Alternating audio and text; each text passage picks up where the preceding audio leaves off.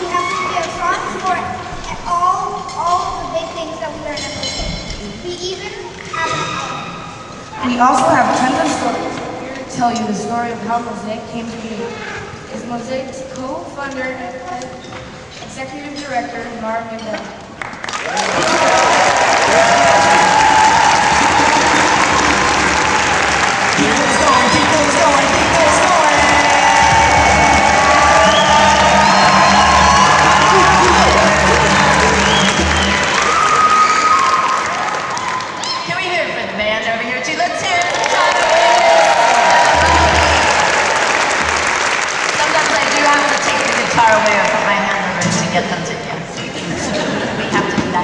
Thank you all so much for being here today. It is amazing to see you all here to learn about our work and about peace this morning in this incredible place. Look up, everybody. I keep doing that. My mom does too. Yeah, my mom is in the house.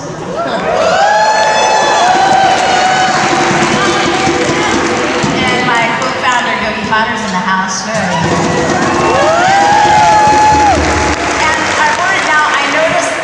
There were not that many adult board members up here singing, and so we're gonna have you pop up. Adult board members, come on, show yourselves, don't be shy.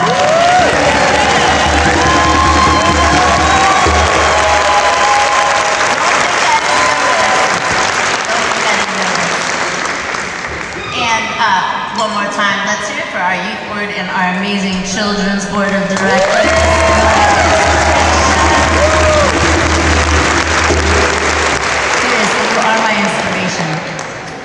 So I'm going to tell you Mosaic's story, and it started when I was 9. When I was 9 years old, I was a 4th grader, a founding student at the first magnet school in Los Angeles, which was created to bring students together from different backgrounds in a time of forced busing. And I felt like I was part of a very important movement. And then, when I was 15, which is the same age of many of our first-time youth leaders, I went to a summer camp that brought students in LA, where I grew up, from all different backgrounds together for 4 nights and 5 days to address prejudice and discrimination. And it absolutely blew my mind. And I also saw that a lot of the prejudice and fear of differences was already deeply entrenched by high school. And I just thought to myself, here I go to an intentionally diverse school, and yet now is the first time at 15 that I actually talked about these issues in a diverse setting outside of my family and my Hebrew school, my Jewish community. That was the first time in a diverse setting. And I thought to myself, this is too late. 15 is too late. And it was only later, as a student at Stanford, that I learned that the studies show that we start to exhibit prejudice between 2.5 and 8 years old. So that it really doesn't make sense to wait to start addressing these issues. And yet, nobody we knew was doing this work before adolescence. Also, when I was a student at Stanford, I had the opportunity to travel with Germany with a group of Jewish students who had all lost family in the Holocaust like I had. And that was a mind-blowing experience as well. We traveled with German students side by side, and we met with former Nazis to talk about what had happened. And at that point, I really started to understand the pyramid of violence. Now, I'd known about it, but there I really got it. This idea that the fear that comes from that separation can lead to prejudice and have horrific, devastating results, and that can happen anywhere.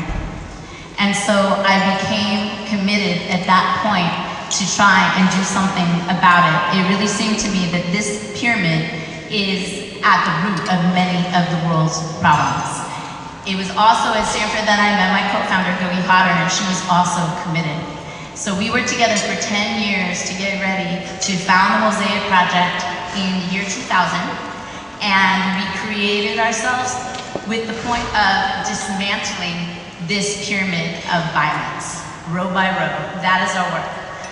We start by bringing people together, but the research shows that that's not enough. Research in contact theory says that we have to bring people together for prolonged periods of time. They have to be working on common goals, they have to be talking about the issues head on. You have to talk about it, you have to address it, and you have to have role models of diverse backgrounds, modeling, creating friendships across differences. And that's what we do at the Mosaic Project. We're dismantling that pyramid level by level, but we're not just trying to dismantle it, we're trying to transform it into the pyramid of peace. So we're trying to empower our students to be able to build this pyramid right here. So it follows that if separation leads to violence, then connection leads to peace.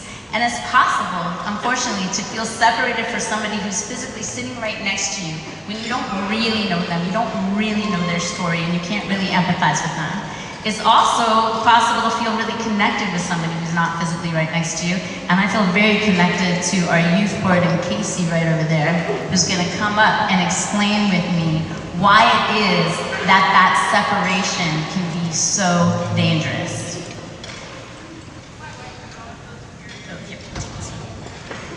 Hello everybody, my name is Casey. At this point in time, I would like to invite everyone who is on the periphery, on the edges, if you cannot see the screen, to move towards the center if you would like.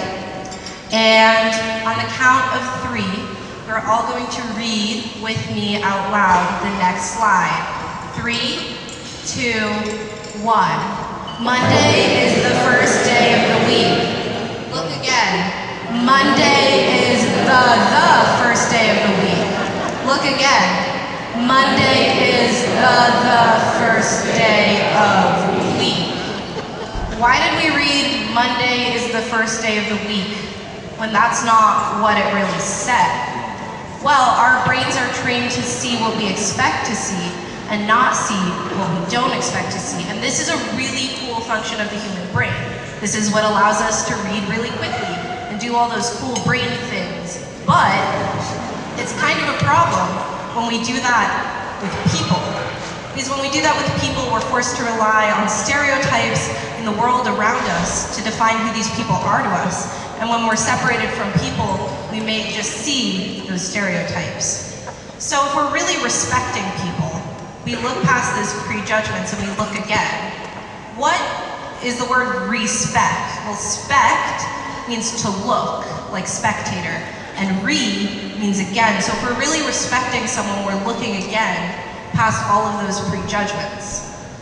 And then we get to see who they are and their unique perspective. At the Mosaic Project, when we talk about perspective, we like to do a little exercise. So let's look at the lovely ceiling. Please do it with me. And imagine there's a giant clock on the ceiling. And I want you to take your finger and point at the clock and move your finger clockwise with the clock hands. And keep your finger spinning and pointing at the clock and slowly bring it down so now it's underneath you. Look at your finger spinning. Is it going clockwise or counterclockwise? I don't know, it all depends on your perspective. Thank you, Casey.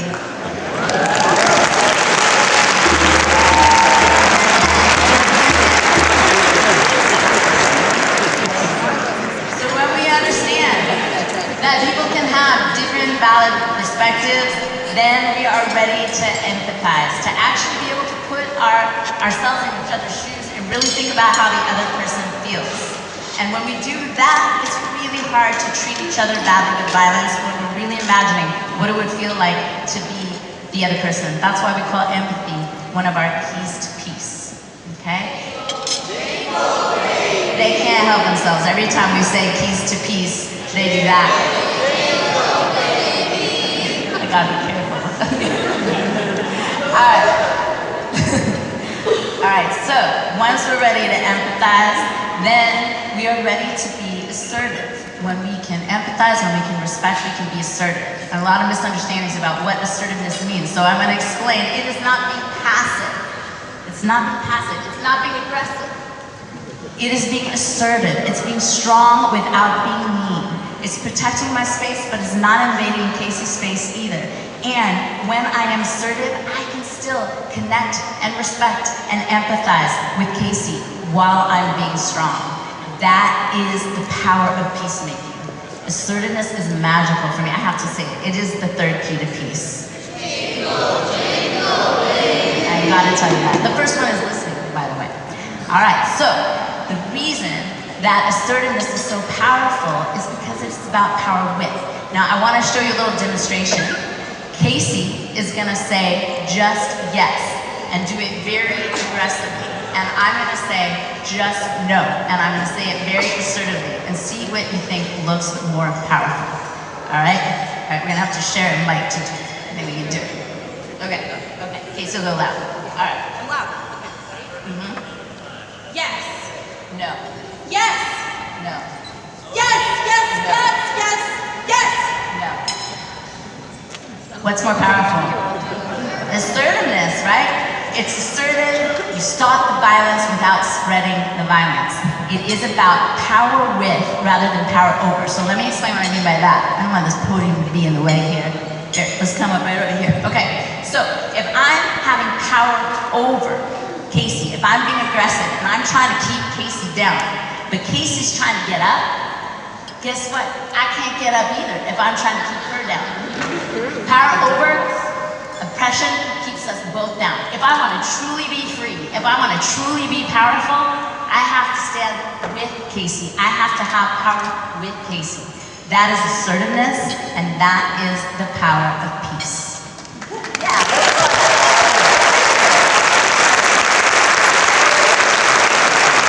You have to start applying peace. You gotta bring peace back. You gotta bring peace back.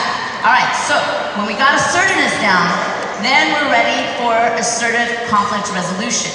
And the main principle behind assertive conflict resolution is that it is not Casey and me, it's not the two of us against each other, but it's the two of us against the problem. All right, I think that's so deep that we're gonna it's not the two of us against each other, but it's the two of us having power with one another to work together to solve the problem. And that is the power of peace. Let's do it, Casey.